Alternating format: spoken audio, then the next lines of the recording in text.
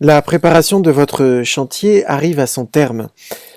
Votre maître d'œuvre instanté est venu vous présenter un carnet de synthèse dans lequel, a priori, tous les éléments sont là pour que votre chantier se déroule dans les meilleures conditions. De quoi est fait ce carnet de synthèse? Alors, vous retrouvé, donc vous voyez que le sommaire s'est légèrement étoffé. Vous retrouvez les éléments que nous avons déjà vus plusieurs fois dans les différents carnets, les localisations, la description de tous les topics retenus. On va découvrir ce que c'est que les références sélectionnées, les détails sur mesure. On retrouve les vigilances techniques et les vigilances architecturales. On a encore une fois les montants par localisation, par le technique et par taux de TVA. Les montants des topics par localisation, les plus grandes quantités que l'on retrouve. On va découvrir entretien à prévoir, on va découvrir les montants unitaires du chantier, et enfin les deux derniers chapitres sont tout simplement ceux qui correspondent aux tarifs qui n'ont pas encore été trouvés, quantifiés ou chiffrés. Alors, on y va, on va passer rapidement donc les localisations, la description des topics retenus, on est toujours sur cet exemple de toute petite salle de bain, et on arrive aux références sélectionnées. Il s'agit ici d'indiquer tous les éléments que vous, maître d'ouvrage, vous aurez sélectionnés dans les différents showrooms ou dans les différents magasins.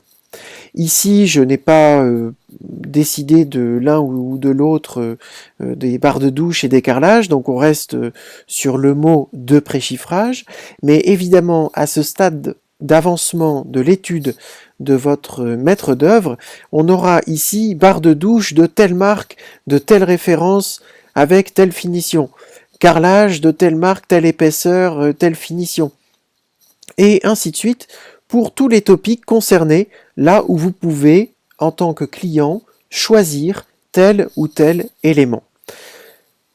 Ensuite, on a les détails sur mesure. Ce sont tous les éléments de votre chantier qui nécessitent une attention particulière, tous les éléments qui ne sont pas forfaitaires, c'est-à-dire tout ce qui est sur mesure, un meuble de télévision, un coffrage un petit peu compliqué, l'intérieur d'un dressing, des éléments de façade, des corniches, des porte-à-faux, tous les éléments qui vont être spécifiques et qui vont donner le caractère à votre projet de travaux. Les vigilances techniques, nous les avons déjà vues dans les précédents carnets. Donc cette vidéo fait partie d'une playlist qui montre tous les carnets de synthèse que permettent de faire le bordereau Atso, que les maîtres d'œuvre instantés utilisent. Les montants par localisation et par lot technique, on est exactement sur le même prix, mais ventilé soit par localisation, soit par lot technique. Ensuite, la répartition, le même montant toujours, mais par taux de TVA. On a expliqué sur les vidéos précédentes que sur un même chantier pouvaient s'appliquer 3 taux de TVA différents. Donc si vous ne l'avez pas entendu, c'est dans la vidéo, dans le carnet d'arbitrage numéro 2. Et on a ici la répartition du montant hors taxe des travaux selon taux de TVA. Donc cette fois-ci, les bons taux de TVA ont été appliqués et on est sur une TVA finale de 9,85. Alors, rassurez-vous, vous ne verrez pas apparaître la TVA de 9,85 sur les factures des entreprises. Simplement, la répartition au global fait que la TVA correspond à 9,85% du montant total du chantier. Les topics par localisation que l'on a déjà dans le carnet précédent, les plus grandes quantités que l'on a aussi dans le carnet précédent, qui va permettre de négocier les prix des prix unitaires, des petits prix unitaires, mais qui sont en grande quantité, et mine de rien, on fait des économies. Alors il y a une petite erreur d'affichage, je ferai ça en temps voulu. Alors les entretiens.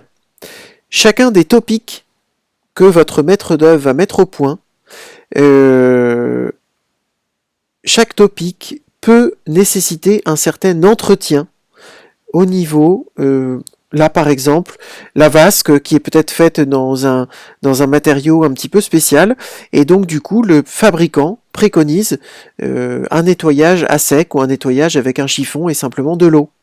Pour la ventilation, votre maître d'œuvre va vous indiquer que il serait peut-être bon d'aller voir le ventilateur pour voir s'il n'a pas trop de poussière ou s'il est pas trop, s'il a pas trop de poussière et le cas échéant de le nettoyer. Pareil, les spots qui ont été sélectionnés ont une durée de vie d'environ 2 ou 3 ans. Donc pour chacun des éléments de votre projet de travaux, votre maître d'œuvre va prendre le temps de notifier. Peut-être que c'est pas exhaustif, mais en tout cas, il va vous notifier tous les éléments que les fabricants ou que les artisans auront mentionnés au cours de la préparation du chantier. Typiquement, c'est là que vous allez retrouver les entretiens des parquets à huiler régulièrement au début, les bardages aussi que vous allez devoir renourrir tous les 5 ou 6 ans, enfin ça dépend encore une fois de la marque, donc effectivement le maître d'œuvre se sera renseigné pour vous, et ce sont ces éléments que vous retrouverez dans les entretiens à prévoir.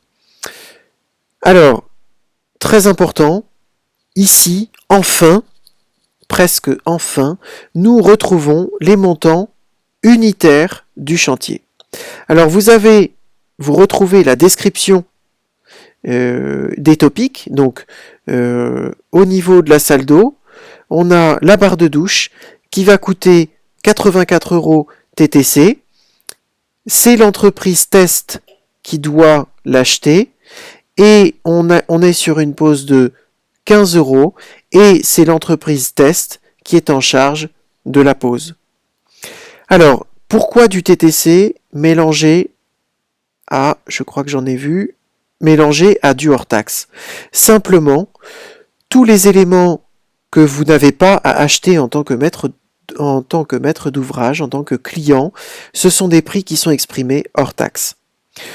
Tous les éléments que vous devez choisir, vasque, alors là ce serait marqué vasque telle marque chez tel fournisseur, ici ce sont des prix que vous allez confronter à vos catalogues, et donc c'est pour ça que on s'est permis de vous mettre les prix en TTC.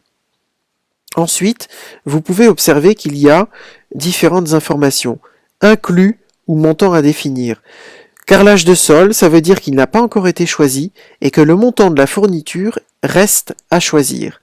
Inclus, alors on va trouver ici par exemple, le siphon pour la salle d'eau, il est inclus, la fourniture est incluse au chiffrage que vous avez sous les yeux, et la pose est incluse au chiffrage que vous avez sous les yeux. On ne va pas forcément s'amuser à chiffrer chaque tout petit détail qui sont décrits dans ce bordereau de description. Donc voilà, ici vous retrouvez tous les éléments du chiffrage de description avec les prix unitaires de fourniture et les prix unitaires de mise en œuvre, les prix unitaires de pose. Ici, on a une répercussion de tous les éléments de fourniture qui ne sont pas encore chiffrés et tous les éléments de mise en œuvre qui ne sont pas encore chiffrés. La mise en œuvre, c'est la pose en fait. Pourquoi on vous marque ça? Parce que souvent, il y a un empressement à démarrer les travaux. Votre maître d'œuvre a rencontré les fournisseurs, votre maître d'œuvre a rencontré les artisans, il est venu sur place, et cette étape de préparation de chantier, pour vous, est relativement longue parce que vous allez rencontrer votre maître d'œuvre finalement assez peu souvent, et vous allez avoir la sensation que rien ne se passe. En fait, il se passe beaucoup de choses entre le maître d'œuvre et les artisans, les fabricants. Et vous, dans votre empressement, vous risquez d'oublier le fait que si on ne chiffre pas jusqu'au bout le chantier, avant de démarrer, c'est typiquement les excellentes raisons pour qu'un chantier dérape, et il peut déraper dès le début du démarrage du chantier si on signe un peu trop vite le démarrage de chantier. Voilà pour le carnet de synthèse qui clôture le travail d'étude de votre maître d'œuvre, et l'étape suivante, c'est le démarrage des travaux.